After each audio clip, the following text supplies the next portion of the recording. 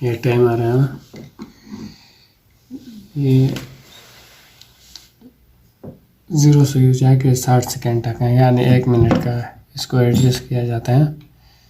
ये कितना देर बाद चलेगा, अभी इधर रखेगा 10 सेकेंड, 20 सेकेंड बाद, 40 सेकेंड बाद। हाँ, इसी में ये जैसे सेकेंड के बाद ऑन हो जाएगा, यानी स्टार डेल्टा में इस्तेमाल ज़्यादा होता है।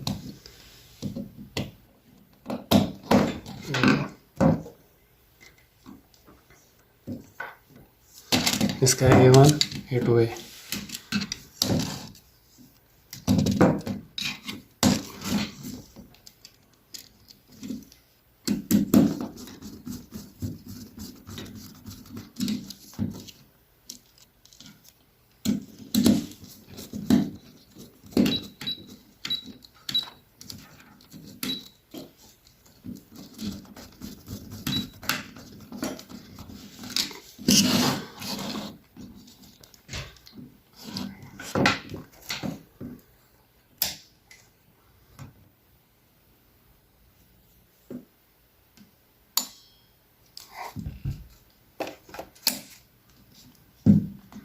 दस सेकेंड किया ना, अब करते हैं 20-30 सेकेंड बाद।